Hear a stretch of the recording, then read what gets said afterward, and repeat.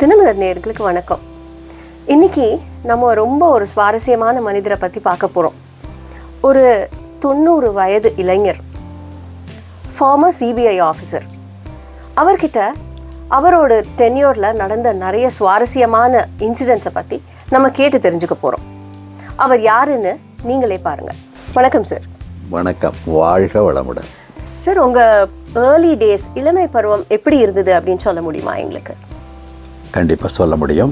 But அதுக்கு முன்னாடி I want to thanks இந்த தினமலர் பத்திரிகை. நான் ஒரு விவசாய குடும்பத்தில் ஏழை கிராமத்தில் இருந்து பிறந்தவன். பள்ளிக்கூடத்தில் அப்போல்லாம் பள்ளிக்கூடமே இல்லை, வெளியூருக்கு பக்கத்து ஊரில் போய் படிக்கணும். எங்கேயோ திண்ணை பள்ளிக்கூடத்தில் படித்து 8ஆம் கிளாஸில் காரமடையில் கவர்மெண்ட் பள்ளிக்கூடத்தில் 8ஆம் கிளாஸில் சேர்ந்தேன். அங்கே ஒரு 10ஆம் கிளாஸ் வரலும் படித்தேன்னு யாராவது சொல்லி கொடுத்துருந்தா நல்லா படிச்சிருப்பேன். நான் ஃபெயில் ஆகிட்டேன். 10th fail. எனக்கு மனசில் வீட்டில் திட்டுவாங்களோ பண்ணுவாங்களோ, அம்மாலாம் திட்டுவாங்களோ அப்படின்னு ஒரு பயம் இருந்தது. அதனால் அதுக்கு முன்னாடி எனது அதாவது ஒரு அரசாங்க வேலைக்கு போகணும், அதுவும் குறிப்பாக இராணுவத்திற்கோ காவல்துறைக்கோ போகணும் அப்படின்னு எனக்கு இருந்தது. காவல்துறை கான்ஸ்டபிள், ஹெட் கான்ஸ்டபிள் எல்லாம் பார்க்கும்போது நான் இப்படி சேவை செய்யணும் மனிதனத்துக்குன்னு. அதனால் ஒரு 5 ரூபாயை வீட்டில் திருடி எடுத்துகிட்டு கோயம்புத்தூருக்கு வந்தேன். மிலிட்ரிக்கு போய் சேரலான்னு அன்றைக்கி எடுக்கலை. அன்றைக்கி டிஎஸ்பி ஆஃபீஸ் வரும்போது ரெக்ரூட்மெண்ட் நடந்துகிட்டு இருந்தது. அந்த காலத்தில் கான்ஸ்டபிளுக்கெல்லாம் இவ்வளோ தான் படிப்பு தேவைன்னு யாரும் சொல்லலை, படிப்பு இல்லாதவங்கள கூட எடுத்தாங்க. ஆனால் அன்றைக்கி எடுத்த ஒரு 30-40 பேர் அன்றைக்கி எடுத்தாங்க. அதில் அதிகம் படித்தவன் நான் தான். ரிசர்வ் போலீஸில் கொஞ்சம் நாள் போட்டிருந்தாங்க. அதுக்கப்புறம் கான்ஸ்டபிள், ஹெட் கான்ஸ்டபிள் ஆனேன். அப்புறம் காட்டூர் போலீஸ் ஸ்டேஷனுக்கெல்லாம் போகும்போது அந்த காட்டூர் போலீஸ் ஸ்டேஷனில் ஒரு இன்சிடெண்ட்டை பார்த்துட்டு, இந்த மாதிரி இப்போவே லஞ்சம், அதாவது தீபாவளி மாமூல் போலீஸில் ஸ்டேஷனில் இருக்கிறவங்க போய் வசூல் பண்ணிக்கிறது, அப்படி கொண்டாந்து அதில் என்னுடைய பங்குன்னு கொண்டாந்து கொடுத்தாங்க. என்னன்னு அப்போ தான் தெரிஞ்சது இது தீபாவளி மாமூல்னு. எனக்கு ரொம்ப மனசு கஷ்டமாக போச்சு. நாட்டில் ஒரு சேவை செய்யலாம், லஞ்சத்தை ஒழிக்கலாம் அப்படின்னு நாம் சேர்ந்துருக்குறோம், இங்கே முதல்லையே லஞ்சம் ஆரம்பிக்குது அப்படின்னு அதே இன்சிடெண்ட்டை எழுதி ராஜினாமா கொடுத்துட்டேன். இந்த மாதிரி எழுதி கொடுத்தோன்னே SM டயஸ்ன்னு ஒரு எஸ்பி இருந்தார், அவருக்கு போயிருக்கு. ஏன்னா ரிசிக்னேஷன் அக்செப்ட் பண்ணுறது ஒரு எஸ்பி தான் பண்ணணும். இது யார் இந்த பையன், ப்ரொடியூஸ் பிஃபோர் மீ அப்படின்னு அதில் எழுதிட்டார். இப்போ எஸ்பியை கொண்டு போய் ப்ரொடியூஸ் பண்ணாங்க. போனேன், நேராக டாக்டர்னு பண்ணி அவர் என்னை பார்த்துட்டு, இவ்வளோ சுறுசுறுப்பாக இருக்கே, 10th எல்லாம் படிச்சிருக்கிறேன், உன்னுடைய நேர்மையை நான் பாராட்டுறேன். இப்போ டெல்லி ஸ்பெஷல் போலீஸ் எஸ்டாப்ளிஷ்மெண்ட் இருந்து மத்திய அரசாங்கத்தில் ஒரு டெபுடேஷன் கேட்டிருக்காங்க, உனக்கு இந்த மாதிரி இந்த காவல்துறை உனக்கு பிடிக்கவே பிடிக்காது, அதுக்கு நீ போயிடுறியா அப்படின்னு என்னை கேட்டார். அப்படின்னா நான் அதுக்கு போயிடுறேன் சார்னு. அப்போ போய் ஜாயின் பண்ணேன் நான் சென்னையில் as head constable, as deputation.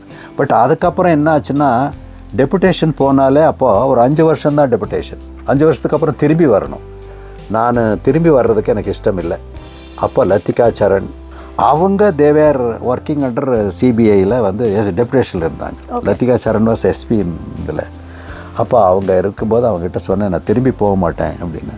அவங்க தான் எழுதி சென்ட்ரல் கவர்மெண்ட்டில் அப்சார்ப் பண்ணிட்டாங்க. Then I continued my service in CBI, Delhi special police establishment. அது பின்னாடி சிபிஐ ஆனது 1964 குல்சாரிலால் நந்தா ஹோம் மினிஸ்டராக இருக்கும்போது ஆனது. அப்போ சென்ட்ரல் கவர்மெண்ட் எம்ப்ளாயின்னா I was liable to go on transfer anywhere in India. அதிலிருந்து அப்புறம் எத்தனையோ ஒரு 10-12 ஸ்டேட்டுகள்லாம் ஒர்க் பண்ணியிருக்கிறேன். அடுத்த ப்ரமோஷனுக்கெல்லாம் படிப்பு இருந்தால் இன்னும் வரும் அப்படின்னு சொல்லி படித்தேன். அப்புறம் கான்ஸ்டபிள், ஹெட் கான்ஸ்டபிள் 4.5 வருஷத்தில் ஹெட் கான்ஸ்டபிள் ஆனேன். ASI அசிஸ்டன்ட் சப் இன்ஸ்பெக்டர் 4.5 வருஷத்தில் ஆனேன். நல்லா பணியாற்றுவேன். என்னுடைய டோட்டல் சர்வீஸில் 294 ரிவார்டு வாங்கியிருக்கேன். அப்புறம் 87ன்னு நினைக்கிறேன், மெரிட்டோரியஸ் சர்வீஸ் கோல்டு மெடல், தங்கப்பதக்கம், பியூர் சர்வீஸ், எந்த குற்றமும் இல்லாமல் அப்படின்னு அதுக்காக கோல்டு மெடல் வாங்கினேன். ஸோ இன்றைய காலகட்டத்தில் பார்த்தீங்கன்னா லட்ச கோடி கணக்கில் ஊழல்கள் நடக்குது. நீங்கள் சொல்லிட்டு இருந்தீங்க, ஒரு சில்க் சாரிக்காக, ஒரு பட்டு புடவைக்காக ஒரு ஆஃபீஸர் அதுவும் பொய்யான ஒரு குற்றச்சாட்டுக்காக சூசைட் கமிட் பண்ணாருன்னு சொல்லிட்டு, அந்த இன்சிடென்ட் பற்றி கொஞ்சம் சொல்ல முடியுமா? கரப்ஷனுங்கிறது லஞ்சம், ஊழல். யாராவது இப்போ கரப்ஷன் ஊழல்னால் லஞ்ச ஊழல் தான் மொத்தமாக சொல்லுவாங்க. ஆனால் லஞ்சம்ங்கிறதுக்கும் ஊழலுங்கிறதுக்கும் ஒரு டிஃபரன்ஸ் இருக்குது. லஞ்சம்னா ஒரு அரசாங்க அதிகாரி தன்னுடைய உத்தியோகத்தில் என்ன ரூல்ஸ் பிரகாரம் செய்யணுமோ அதை விட்டு மாறி இன்னொருத்தனுக்கு ஃபேவர் பண்ணுவதற்காக அதை ஃபேவர் பண்ணி அவங்ககிட்டருந்து பணமாவோ பொருளாவோ எதையாவது ஒரு பொருளாக அவன் வாங்கிறது லஞ்சம். ஊழலுங்கிறது கண்டுபிடிக்கிறதுக்கே முடியாது. ஒரு பெரிய கான்ட்ராக்டில் அது போடுவான், அந்த ஸ்பெசிஃபிகேஷன் பிரகாரம் பண்ண மாட்டான், பட் மினிஸ்டருக்கு பணம் கொடுத்துருவான், அதை பண்ணிக்குவான், அது எல்லாத்தையும் அப்ரூவ் பண்ணிடுவாங்க, எல்லாம் சொத்து சேர்த்துடுவான், பணம் டிஸ்ப்ரப்போர்ஷனேட் அசட்ஸ், இது மாதிரியெல்லாம் செய்கிறது ஊழல். என்ன சிபிஐயில் பல துறைகள் இருக்குது. ஆன்டி கரப்ஷன் பிரான்ச், பேங்க் ஊழல், ஐடில் தெஃப்ட் ஊழல். ஆனால் நான் ஒர்க் பண்ணது ஆன்டி கரப்ஷன் பிரான்ச்சில் ஜாஸ்தி. இப்போ அந்த பட்டுப்புடவை பற்றி கேட்டிங்க, எனக்கு அது அந்த இதில் நான் அப்படியே கொஞ்சம், அப்போ நான் இன்ஸ்பெக்டராக இருந்தேன். டெல்லியில் இருந்த இந்த கல்வி யூஜிசி கிராண்ட், அதில் ஒரு அதிகாரி, காலேஜுன்னு நினைக்கிறேன், அதை இன்ஸ்பெக்ஷன் பண்ணி அவங்க ரிப்போர்ட் கொடுத்தா தான் அவங்களுக்கு அந்த ரெனியூவல் ஆகும். அதுக்காக வந்தவர். பாவம் ஒரு நார்த் இந்தியன் ஆஃபீஸரு, நேர்மையான ஆஃபீஸர் போல் தெரியுது, இல்லைன்னா அவருக்கு அவ்வளோ ஒரு இது வந்திருக்காது. அவர் பாவம் இன்ஸ்பெக்ஷன் பண்ணிட்டு போகும்போது அந்த காலேஜ் கரஸ்பாண்டண்ட்டு பட்டு சேரீ வாங்கி இவர் ட்ரெயின் ஏறும்போது கையில் கொடுத்துருக்குறாரு. ஐயோ இது என்னங்க, இதெல்லாம் வேண்டாங்கன்னு, சும்மா ஒரு கிஃப்ட்டுங்க அவ்வளோதான் அப்படின்னு இதை அவர் வாங்கிட்டு போயிட்டாரு, பண்ணிட்டாரு. ஆனால் அந்த கரஸ்பாண்டண்ட்டு கூட இருந்த டிரைவரு, அவன் டெல்லியிலிருந்து வந்த அதிகாரி ஒரு பட்டு சேரீ வாங்குறதுக்கு இவரை கூட கூப்பிட்டு போயிருக்கான் தான். அவன் இதெல்லாம் பார்த்துருக்குறான். பட்டு சேரீயை லஞ்சமாக பெற்றுக்கொண்டு சென்றார் அப்படின்னு சிபிஐக்கு எழுதி போட்டான். லத்திகா சரண் தான் நினைக்கிறேன். Velliangiri you verify this and register case அப்படின்னாரு. வெரிஃபை பண்ணால், சோதனை பண்ணால் டெல்லியில் போய் சோதனை, நான் இங்கேருந்து போக வேண்டாம், அங்கே இருக்கிற ஆஃபீஸரை பண்ணலான்னு நானே எழுதி, அப்போ இன்ஸ்பெக்டர் பண்ணி அவங்க சோதனை பண்ணியிருக்கிறாங்க. அந்த பேக்கெட்டை பிரிக்கவே இல்லை, பில்லோடு அப்படியே தான் இருந்திருக்குது. அது இந்த போன இன்ஸ்பெக்டர் டெல்லியிலிருந்து அதை அப்படியே எடுத்து சீஸ் பண்ணி எழுதிட்டு வந்துட்டான். அந்த சாரியோட காஸ்ட் எவ்வளோ இருக்கும்? அப்போ அது 2500 ரூபாய் என்னமோ. ஆனால் அதே சேரியாக இருந்தால் இப்போ 50,000-60,000 இருக்கும். ஏன்னா அப்படி விலைவாசி. அப்புறம் நான் இன்வெஸ்டிகேட் பண்ணால் எல்லாமே ப்ரூஃப் இருக்கே, எவிடன்ஸ் இருக்கே. வாங்கினா அவர் நேர்மையானவரா நேர்மை இல்லாதவராங்கிறதெல்லாம் நான் ஜட்ஜ் பண்ண முடியாது, அது கோர்ட்டில் தான் பண்ணணும். அங்கெல்லாம் விசாரித்து பார்த்தா அவர் ரொம்ப ஒன்றுமே வாங்க மாட்டாராம். சாதாரணமாக இந்த கேஸு நல்ல எவிடன்ஸ் இருந்தால் கோர்ட்டுக்கு தான் போகணும். சின்ன அமௌண்ட்டாக இருந்தாலும் சரி, எதாக இருந்தாலும் சரி, கோர்ட்டுக்கு போனால் மினிமம் 1 இயர் கரப்ஷன் ஆக்டில். அது கம்மியாக ஜட்ஜை கொடுக்க முடியாது. நான் அதை எழுதி இவர் தெரியாமல் வாங்கிட்டார், அது வாங்கிட்டாருன்னா, இல்லைன்னா எங்கள் எஸ்பியெல்லாம் கொஷின் எழுதுவாங்க. ஆனால் எனக்கு மனசில் கஷ்டமாக இருந்தது அவரை பார்த்துட்டு. டிபார்ட்மெண்டல் ஆக்ஷனுக்கு ரெக்கமெண்ட் பண்ணிட்டேன். பட் டிபார்ட்மெண்டல் ஆக்ஷனில் டிஸ்மிஸ் பண்ணிட்டாங்க. அந்த டிஸ்மிஸல் ஆர்டர் வந்த உடனே இந்த சாரினால தானே இதானதுன்னு மேலே 3வது மாடியில் இருந்த ஒரு கவர்மெண்ட் குவார்ட்டர்ஸில் எட்டி கோச்சு இறந்து போயிட்டார். எனக்கு அந்த செய்தி வந்தது டெல்லியிலிருந்து. ரொம்ப கஷ்டப்பட்டேன் மனசு. என் ஒய்ஃப்கிட்டெல்லாம் கூட சொன்னேன், இந்த மாதிரியெல்லாம் இருக்குது, என்னத்தை போய் பெரிய பெரிய முதலைகள் எல்லாம் விட்டுடுறாங்க, இந்த மாதிரி ஆளுகளையெல்லாம் கேஸ் பிடிக்கிறாங்கன்னு. சிவகங்கையில் ரயில்வே இவனுக்கு ஒரு கிளார்க்கு, அந்த ஆளை ட்ராப் போட்டேன். 15 ரூபா தான், 3 5 ரூபா நோட்டு தான் கொடுத்தது.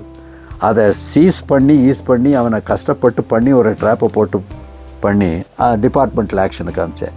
அதான் அவனுக்கு டிஸ்மிஸல் ஆச்சு. ஒரு 10-12 வருஷம் பொறுத்து நான் பாம்பேயில் பாம்பேயில் இருக்கிறேன்னு நினைக்கிறேன். எதுக்கோ மதுரைக்கு போயிருக்கிறேன். ஜிப்பாப்பா போட்ட, ஐயா நல்லா இருக்கிறீங்களா, வெள்ளிங்கிரி ஐயான்னு. யாருப்பா நீ இப்படின்னு மறந்துட்டேன். நீங்கள் தான் ஐயா என் வாழ்க்கையில் திருப்பு முனையாக இருந்து என் வாழ்க்கையை நல்ல தெய்வீகமான வழிகாட்டினவர் அப்படின்னாரு. என்ன ஐயான்னு. நான் தான் சார் சிவகங்கையில் கிளார்க்காக இருந்து நீங்கள் என்னை ட்ராப் பண்ணி பிடிச்சிங்க. நீங்கள் பிடிச்சதுனால நான் டிஸ்மிஸல் ஆனேன். ஆனால் பிஓஎல் படித்து கரஸ்பாண்டன்ஸ் ஸ்கூலில் படித்து இன்றைக்கி மதுரை காமராஜர் யூனிவர்சிட்டியில் தமிழ் பண்டிட்டாக இருக்கேன். எனக்கு வழிகாட்டின தெய்வம் சார் நீங்கன்னார். அந்த மாதிரி சில இதுகளில் அப்படியே எனக்கு ஒரு நல்ல பேர் வந்திருக்குது சார். அப்போவும் இப்போவும் கம்பேர் பண்ணி பார்த்தீங்கன்னா எத்தனை கேசஸ் வந்துட்டு இருந்தது, அப்புறம் கன்விக்ஷன் ரேட் எப்படி இருந்தது, அண்டு ஒரு கன்விக்ஷன் ரேட்டுக்கு எவ்வளோ டியூரேஷன் ஆச்சு அப்படின்னு சொல்ல முடியுமா? பொதுவாகவே எந்த கேஸும் ஒரு கோர்ட்டுக்கு போயாச்சுன்னா அதை ப்ரூவ் பண்ணுறது பெரிய சிரமமாக இருக்குது. நல்ல எவிடன்ஸ் இருக்கணும்.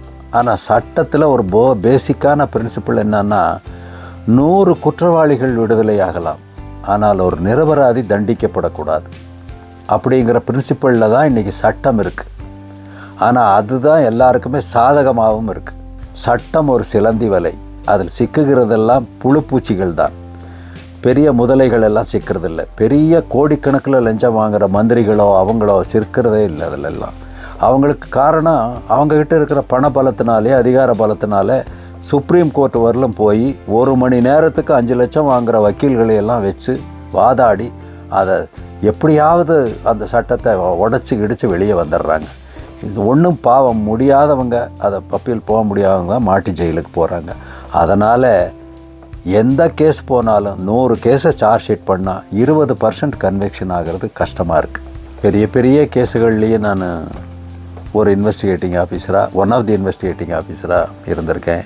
இந்திரா காந்தி அரெஸ்ட் அந்த டைமில் லக்ஷ்மி நாராயணன் கூட அசிஸ்ட் பண்ணி அங்கே டெல்லியில் இருந்திருக்கிறேன். கடைசியாக நான் வந்து பாம்பேயில் 94 ரிட்டையர் ஆகிறதுக்கு முன்னாடி ஹர்ஷத் மேசா கேஸ்னு ஒரு ஷேர் மார்க்கெட் ஊழல் கேஸ். அது 400 கோடி தான், 380 கோடி என்னமோ டோட்டல். கடைசியில் வந்து கமிட்டட் சூசைடு. அதனால் அந்த கேஸ் ஃபாலோ பண்ண முடியாமல் போச்சு. அதுக்கே அவர் கமிட் பண்ணிட்டார். ஆனால் ரொம்ப இன்டெலிஜென்ட் மேன், இந்த ஷேர் மார்க்கெட்டில் ரொம்ப இது பண்ணார். அது மாதிரி பெரிய கேஸுகளையெல்லாம் சார்ஜ் ஷீட் பண்ணிட்டு தான் ரிட்டையர் ஆனேன் நான். இன்றைய நிலைமையில் லஞ்சத்தை ஒழிக்கிறதுங்கிறது இனிமேல் வருகிற இளைய தலைமுறையை நல்ல கல்வி, பண்பாடு, ஒழுக்கம் கற்றுக் கொடுத்து அவனை ஒரு நல்ல பிரஜையை ஆக்கினால் ஒழிய நாட்டை திருத்துவது என்பது ரொம்ப கடினமாக இருக்கும் என்பது என்னுடைய கருத்து.